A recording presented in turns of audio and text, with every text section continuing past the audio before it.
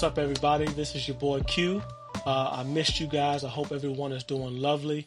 Once again, this is the third month in the year of 2020. This has been a tough 3 months globally, locally. Lost Kobe. We lost Kobe, my man, the Mamba. The Mamba. His precious daughter, and the other souls on board. That was a tragedy, man.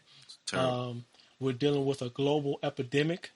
I think they call it a pandemic. With this coronavirus. And we're praying that everybody be safe. Be safe. Share your tissues. Share your tissues. Wash your hands. Please wash your hands. You know, when we were growing up, we didn't have hand sanitizer. No. We just washed our hands. Mm-hmm. That was it. That was it. Mm-hmm. So we hope everybody is being safe out there. And once again, keep your faith in God. Oh, yes.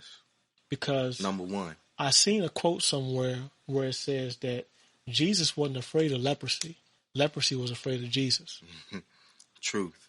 He could walk right up to the person with leprosy and say, leprosy, go, get out, go. And it was gone. It was no fight. It was gone. Right. So we have to, there is no better time than now to exercise our faith. If we are who we say we are, now's the time to prove it. Yeah. As children of God, now's the time to prove it to ourselves and to the world. And as men, Bingo. You know, because as men, we have a purpose. And that's what we're going to be talking about a lot today. Yep. Our topic for the day is Dear Man. And this may be the first of many podcasts where we're going to be talking about different subjects. But let's look at this as penning a letter to the silent man. Most men don't talk. Most men are confused. Most men don't know where they fit into the world. True. So we're going to try to, probably through some unpopular opinions, try to spark the conversation and spark the fire, because somebody needs to spark the fire. Right. Our men are losing our lives. Right. Our men are depressed. Mm-hmm. Our men are suicidal. Mm-hmm. And we're going to give you all of those stats, but we're going to talk about some topics and some situations that men go through silently that we just don't talk about. True. So, what we're going to be talking about this evening is Dear Man. And we're going to be talking about some subjects and some issues that men go through silently. Men today are struggling internally now more than ever before. And they are not venting their feelings and their frustrations properly. They're not doing it in a healthy way. And when you internalize all of those doubts and fears and frustrations, it can lead to very destructive and sometimes even deadly behaviors. Oh, yeah. And I was thinking about that when you said that. I was thinking about how we don't talk as men, but we love to scream. We love to holler. We love to get aggressive. You know, we don't, instead of talking with one another, because you need another man to talk to, whether you think so or not. Because only another man is going to be able to tell you and be able to relate with you on exactly how you feeling. But we like to, you know, bottle it up. And it's like shaking a soda bottle, you know. Something happened to us, shake the bottle again. Then something else happened and the bottle gets shaken again. And somebody say something crazy to you just on that Thursday. It was about 3:12 on the clock. And you about had it. And shook that soda one more time and boop. If I was to admit it, that's one of my bad flaws. You don't know I'm upset until it's too late. I'm the same way. But that's a flaw. That's a real flaw that we struggle with. Yeah. By the time you know Q is upset, furniture's moving. Like Bernie Mac, furniture's moving. The furniture moving. By the time you realize, and they saying, I didn't know what's going on. Because you ain't going to know. I bottled it up. Yep. So, one of the first topics we want to talk about this evening is we want to talk about the need to compete. Can you expound on that? On the need to compete. Growing up, I always felt like I had to compete because I grew up in a house. I was the youngest in the house. Mm-hmm. I had 2 brothers. I had a large community of cousins, large community of friends.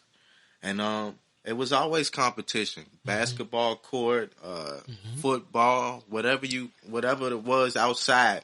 It could just be simply we was making ice cream. Who gonna make the best ice cream? Who gonna help Grandma Myrtle go outside and make the best ice cream? So that was all in good spirit as children because you're young and innocent. But as a grown man, your competitiveness has to be channeled. Otherwise, you allow bad spirits to come and manipulate good competitive nature. I remember growing up, and a big thing in my household was grades. We competed over who got the best grades. I wish we did that. And one of the downfalls of that was the person who didn't make the best grades, now they felt less than. Right. Because it was a competition about the grades. Right. And can't everybody make the same grades? Some people take tests better than others. That's just a fact. Yeah.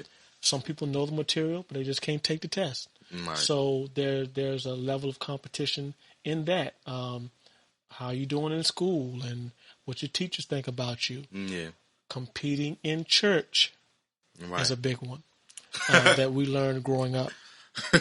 It was unsaid and unwritten, but it was there.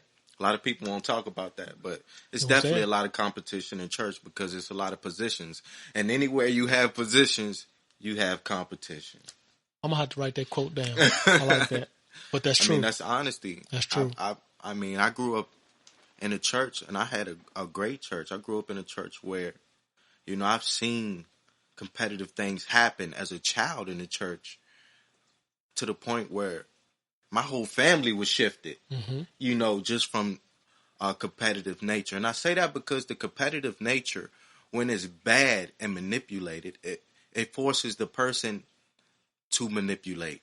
And when you start manipulating your way with competitive to get to a higher spot, you start stepping on other people's necks. You'd rather see somebody else fall so you can rise instead of rising and helping them rise too.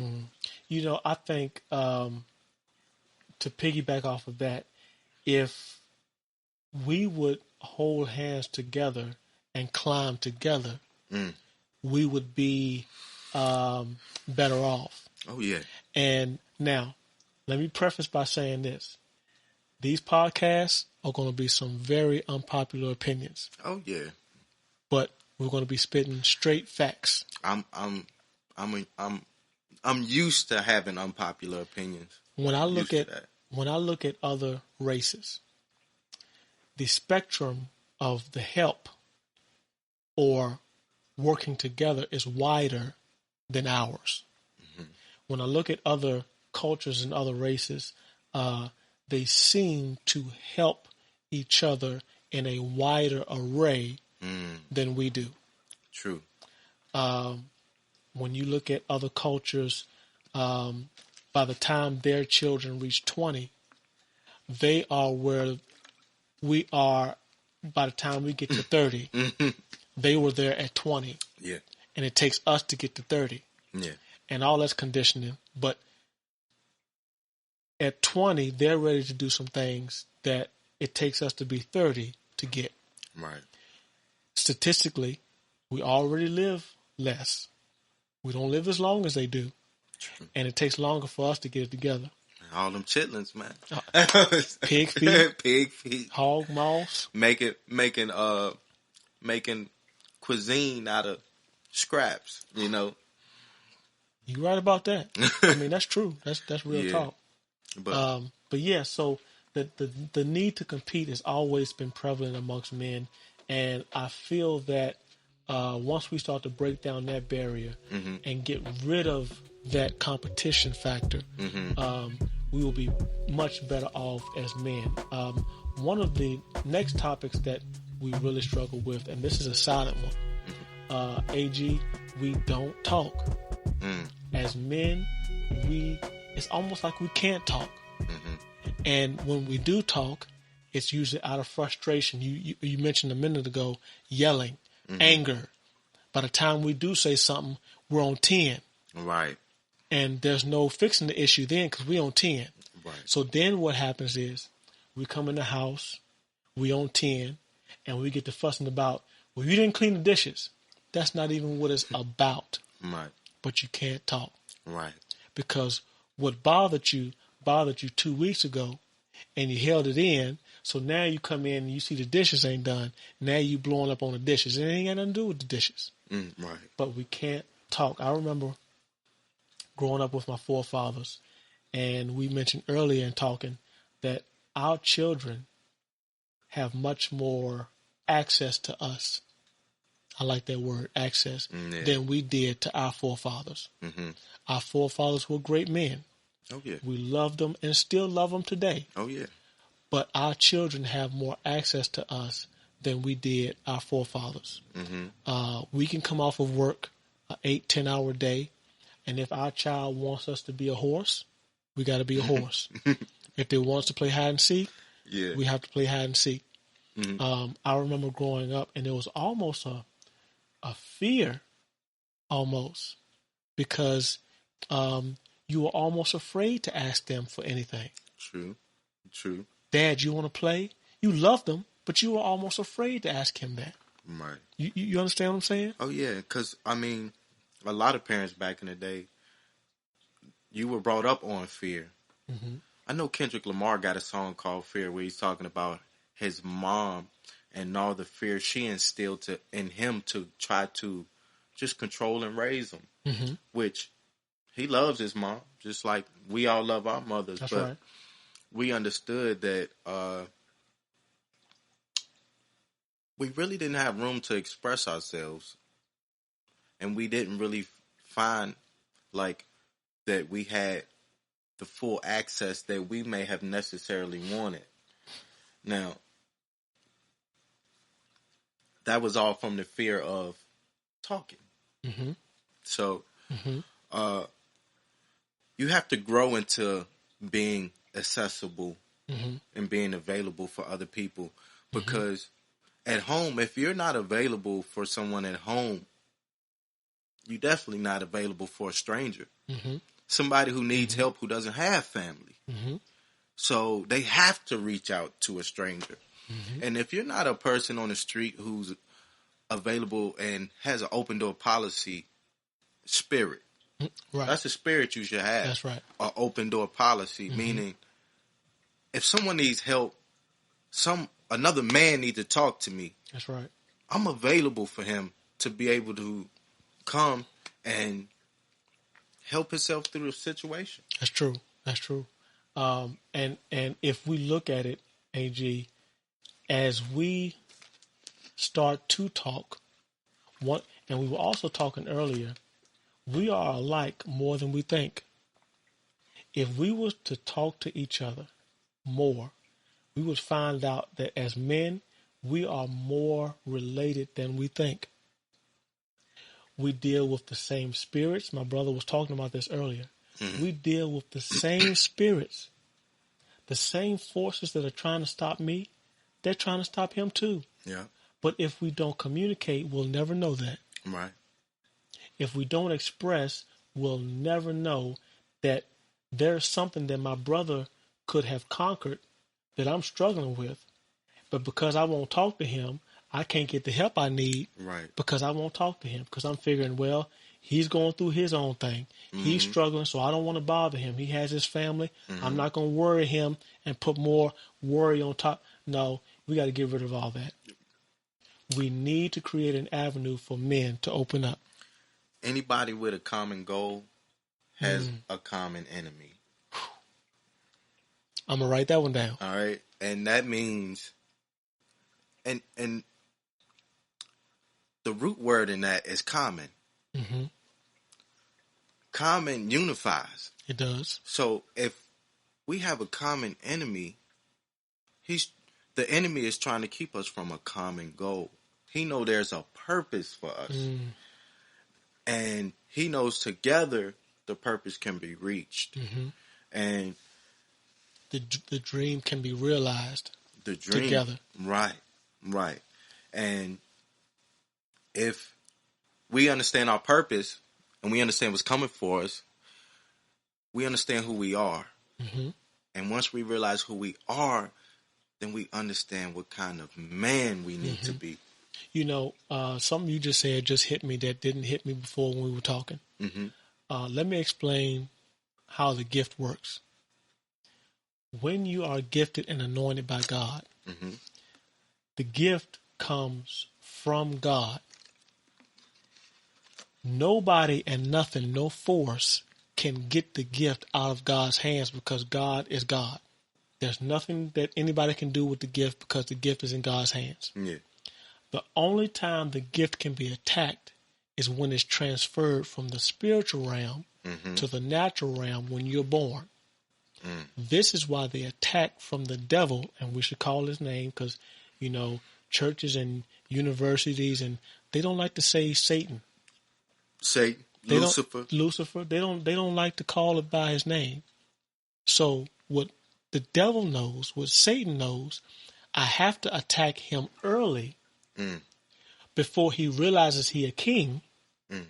Because once he realizes he's a king, there's nothing I can do with him. So the devil attacks you as a boy. Through physical abuse. And the statistics show it's some crazy number, but a lot of our black boys, Alex, most of our black boys have been physically abused. It's like 1 in 4 black boys have been abused as children. That's terrible. So for every 4 homeboys we got, one of them, that's what the statistics say. Not me, not you, the statistics. For every 4 boys we got, one of them, when they were a child, were physically abused. And I'm pretty sure it was by a man who lacked a purpose, who lacked accessibility. He was able to be alone. And in his loneliness, the spirit entered into the man first. Right. And he brought in the child, the boy. So, which the boy is attacked. Right. The man is dry, and we talked about dry bodies. Dry bodies. But the boy is attacked because the devil knows I have to get into this dry man because my goal is to really get the boy. That's before my goal. He can become a man. And if I can mess him up psychologically before he even becomes of himself, he may never realize who God. That's why the attack comes early. His purpose will not be fulfilled. Bingo. Bingo. We've all seen the movie 300. Leonidas was a force. It's too late to try to attack him then. He needs to come to us as a boy through physical abuse, through mental abuse. You're not smart enough. You don't look pretty enough. You're not handsome enough. And side note, men get told that they're ugly. Men get told that they're fat. Oh, yeah. Men get told that they're not good enough. Everything that women say that they have a right to complain about, that they're not being met equally on, men feel the same thing. True. We're told we're not good enough. We're told we're not handsome enough. We're not tall enough. We don't sound right. We don't have the right degree. We don't have the right qualifications. All we're good for is cleaning some toilets or sweeping some floors. This has been the norm to a lot of our black brothers and sisters. So men, we get abused as well, and we don't talk. One of my favorite celebrities, won't call his name, but as a child, he was abused. And he felt that if I would have said something when I was 6, they wouldn't have believed me because of who it was that was doing it to me. And how many of our young boys have stayed silent? We're talking about don't talk. Have stayed silent because they felt that if I say anything, nobody's going to believe me. Right. Now, addressing the man at this point, because the boy's situation is cause and effect of the man, and how he was neglecting himself to the point where he would let a demon or evil spirit partake in his body to where he would be controlled to the point he would do that to a boy. And as a man, when you don't realize who you are, what purpose you are. I mean, what purpose you have. You are confused on what you should be doing, where you should be going, who you should be surrounded by. So a man should stay in his word. You should stick close to God. I don't care what point of your life. I'm sitting here as a man who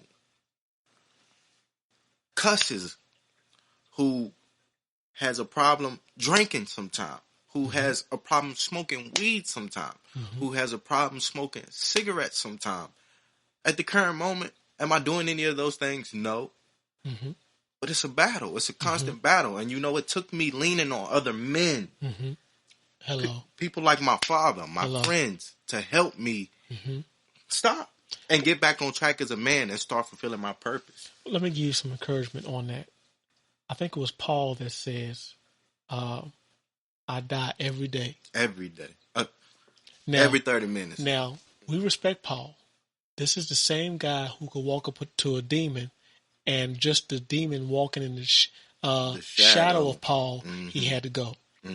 That same man that could take the rag off his clothes and lay it on somebody and they were healed, that same man said, I die every day. I mess up every day. And there was also the same guy that said, God, I could do so much more for you if you could just please take this thorn out of my side. We don't know really what the thorn was, but it was something that within himself he felt was unclean. Right. And every day he struggled with. And it really doesn't matter what it was. The important fact is we should know that even a great man like Paul struggled. Right. So guess what? We are too. Right. But how we fight that devil, how we fight Satan, A, is through God's word. B, is through communication and unity. Because as we were talking earlier, the Bible says that one can chase 1,000 and two can chase 10,000. So we're not just doubly strong, we're exponentially strong. Right. I don't even know what three of us coming together could do. And AG, the Bible also says, where two or three are gathered in my name, Jesus said, I am in the midst. That means just with me and my brother here, if we touch and agree on the same thing, God says, I'm right there. Yeah. That's how we fight the devil. Right. And habitation, allowing God to inhabit your temple, which is your body. As a man, I had to teach myself that I need to be physically strong. The past few years, I just been eating whatever, especially when you fall in love and you get freshly married and, you have a little girl, you working 8 to 10 hours a day, and then extra after you get off, you want something quick. I had to teach myself at the age I'm at now. Like, I'm over 25, and I'm still learning how to become a man. So I had to teach myself, your body, you have to physically be in shape as a man to take care of certain duties as a man. You do. We take that for granted. We think, oh, well, I'm strong. I'm a man. I'm strong. I'm just naturally strong because I'm a man. And that's not true. A lot of us are walking around looking like the Hulk, and we weak. We're weak. You look like the Hulk, but you're weak. Right. I had a fight with a 50-pound bag of dog food the other day that normally I probably wouldn't have had 10 years ago. But when I went to snatch it that time, it didn't snatch like it normally snatched. You locked up. Right. And I had to readjust my feet. Times is changing when you got to readjust your feet. Yeah. When your spine start telling you stuff like, hold up, which way did I twist? Right. I ain't twisted that way in a long time. Right. Like you start feeling bones you ain't never had. Yeah. Like, what bone was that in my kneecap? Yeah. And, through communication, we're going to break down a lot of walls. We're going to laugh. Yeah. We're going to open up. Yeah. We're going to realize that we're much closer than we thought. And we're dealing with some of the same demons and spirits that we didn't realize we were dealing with. Yeah.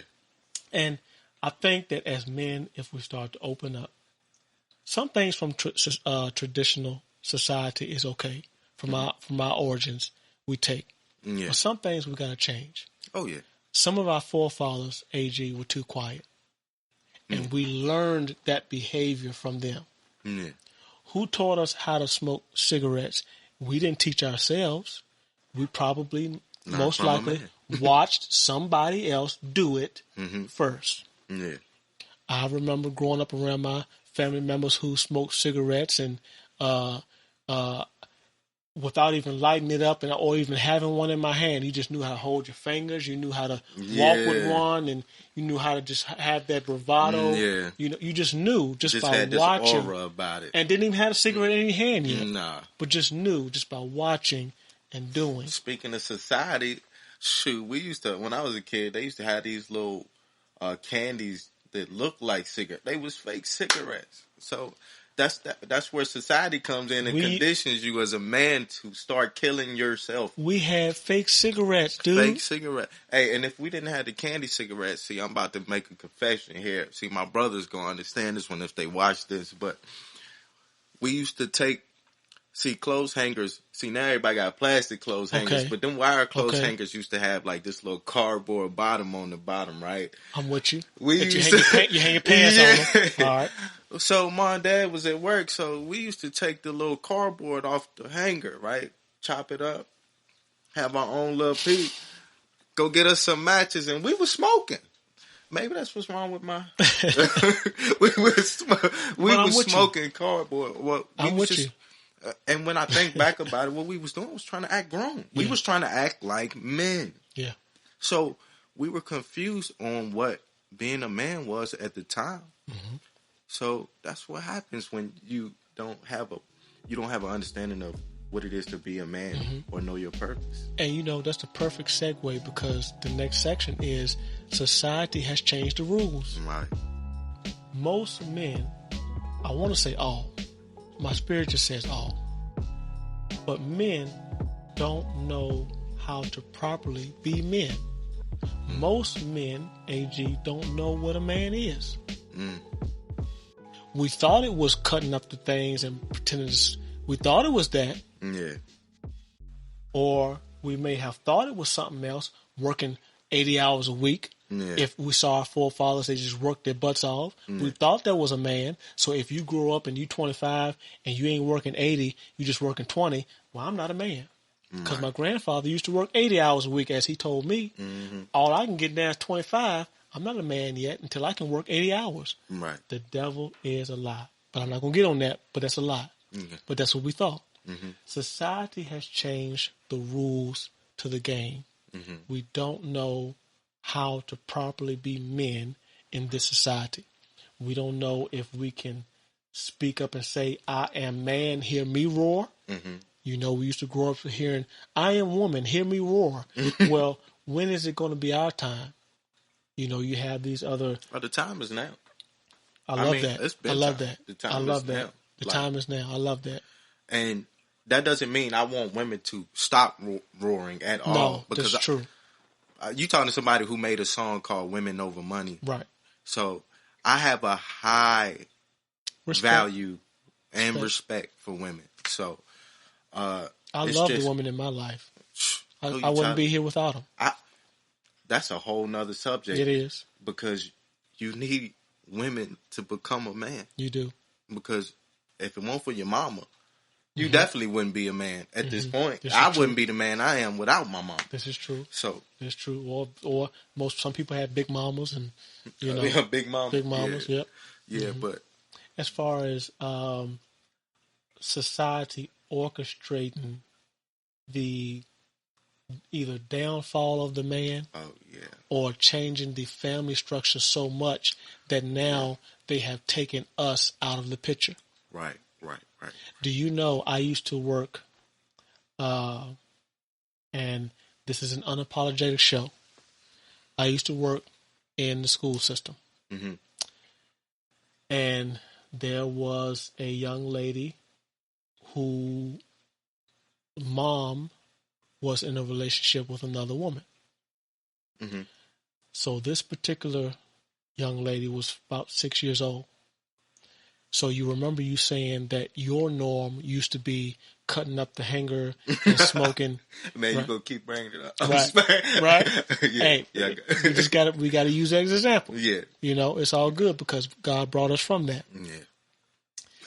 Her norm, I used yours to say that her norm Yeah. is now seeing 2 women in the household. Mm-hmm. So when her feelings and her hormones start to get bigger and stronger, she's going to reach for what was normal to her. Mm-hmm. And what was normal to her was not a man and a woman.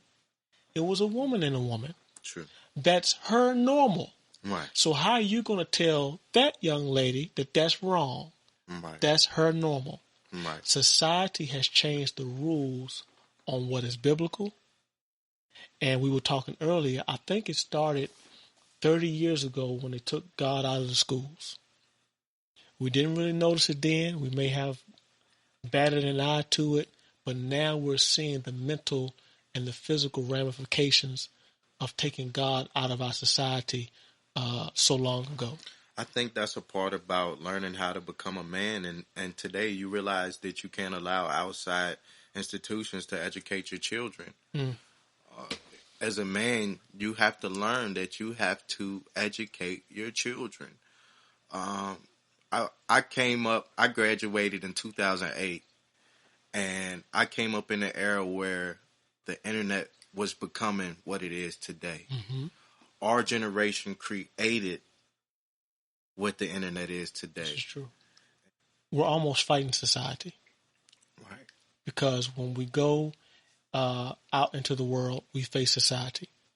We try to teach one thing in the home, but guess what has now entered into our home? The internet that we created. Right. Right. That's now, so now society, Right. which was out there in the world, because of technology and the internet we created, is now inside the home. Mm-hmm. And how many of our children today have access to either a device, YouTube, or some type of something to where it's now inside of the home? Mm-hmm. How many parents, and sometimes I'm guilty of it, use this sometimes as a pacifier? True. We shouldn't, but we do. Yeah. And now society, which is out there in the world, has now came inside of our homes where we're trying to teach a biblical God-fearing walk. Mm-hmm. But now society has entered into our home. And you know what we don't do? We don't have Bible study in our homes. We don't get together and read the Bible. Yeah. You got some heat. Do you know that they were doing a study with children and they gave a child a book? Mm-hmm. And the children, they didn't know how to turn pages. They were so used to, even as infants, swiping that they didn't know how to turn a page. Wow. They were showing the effects of technology, the bad effects of technology on our babies. They gave them a book, and the babies kept doing that because that's what they were used to. They didn't even know how to turn the page. Man. Well, that just lets you know the effect that society can have. And I remember that's what I was saying, too. Okay. As far as the institution educating your child and you being a man and understanding that to be a man, you have to know as a man, you have to educate your children.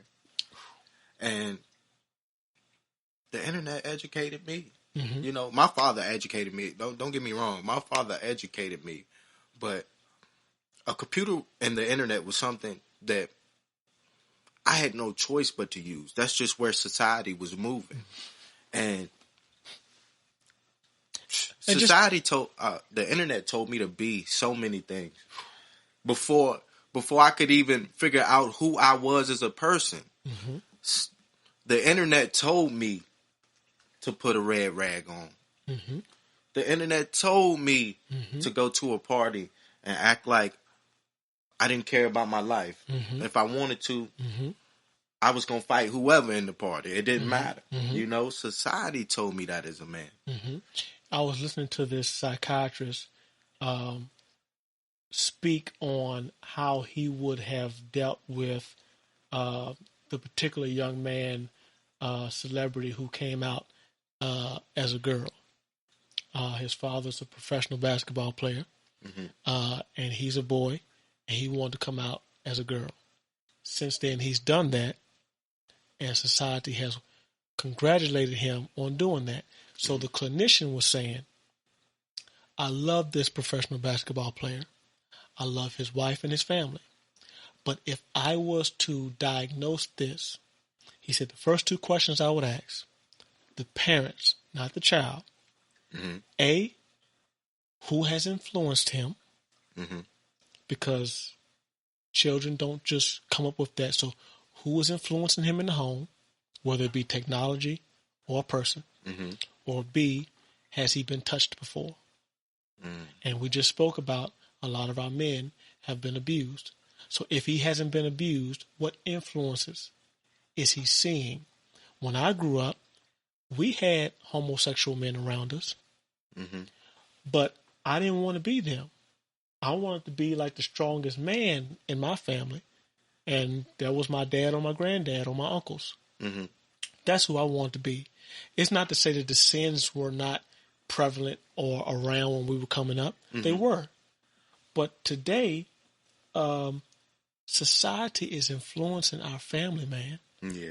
They are influencing our women, our wives, and our children. Right. And to me, society has to, well, I'm not going to say society has to, but we as men have to learn how to be open to these people who feel that there's something different. Yes. But what we're feeling is that while we're doing that, we need to also realize who we are as men. Yes. While we're learning about new genders, new way of thinking, we can't forget who we are, period, as men. And I feel like with learning what society wants us to see, because they're showing us who they are. With who society is showing us who they are, with them showing us, we also have to be able to show them who we are. So the same acceptance and access I like that. that we allow for people to come to us and tell us who they are and express how they feel. Society should have the same access for us to let them know. And acceptance. That we're men. This is what we feel like men should be. This is who we feel like God wants men to be. And that's just how we rock it. That's how you know it's a spiritual attack. Because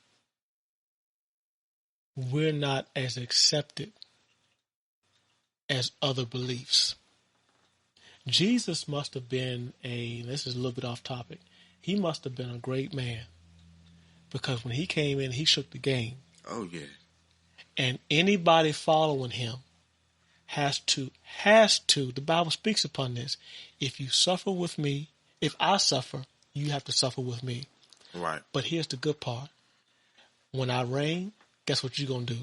You're going to reign too. Yeah. So just as I didn't stay down, guess what you ain't going to do, man? You ain't going to stay down. Right. So to put a cap on the society, regardless of where society is trying to take us, right, as men, we have to stay firm and planted. Just like Jesus didn't stay down, right, neither are we. Right. But we must do our part. When Lazarus was dead in the grave, he called Lazarus out. He didn't go get Lazarus. You see what I'm saying? Yeah. God needs us to do what we can do. Right. He'll call us out, but he's not going to come in there and get us. I also want to say it's not all on society too, because this is true. One part about being a man is accountability. That's top 5. It is. That's top 5. That's a top 5 characteristic that you should have as a man. That's being accountable for your actions. So society is not the only one with accountability in that situation. Us as men have dropped the ball. That's true. We've mistreated women. We've mistreated children. For so long. We've mistreated society to the point where they don't care who we are. We don't care what a man is. I like that. We don't even know who y'all are because y'all don't care who we are. Right. You know? So take accountability as a man on how to treat society, on how to treat women, on how to treat children, because it's up to y'all. Like, it's up to y'all, young men, old men. It's up to us. It's up to us to set the tone for where we're going in this here future, because your children don't like you.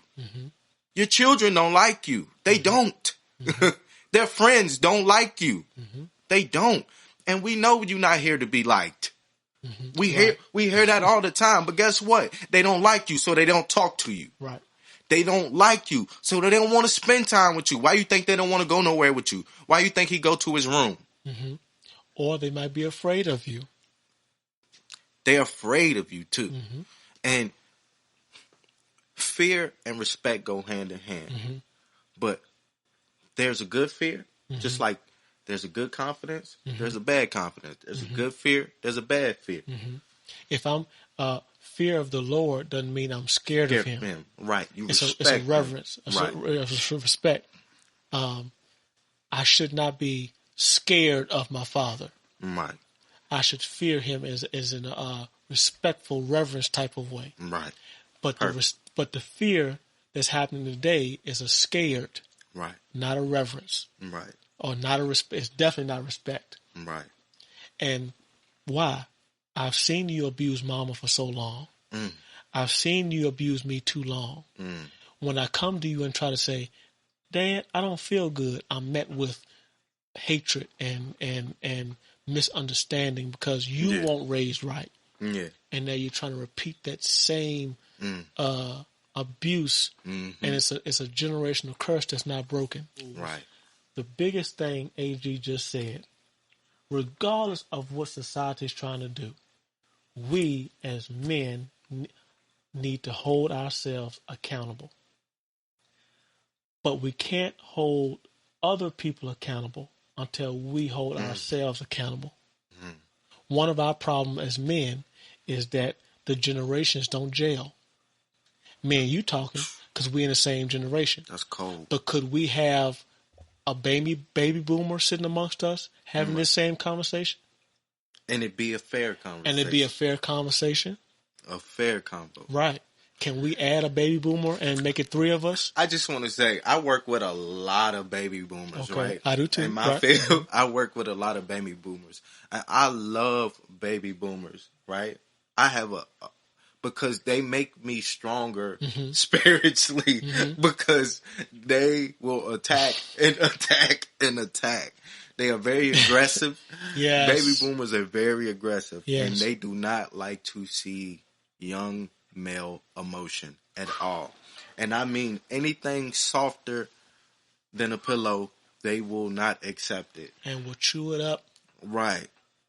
So if you simply come into work and say, my back hurt a little bit. Your back hurt today. Your back? What back? Your back? Well, that's the youngest back round here. It shouldn't hurt. When I was growing up, I'm not even speaking. You hit it. Go ahead. Go ahead. They used to say, "What back? What? You ain't got no back." What back?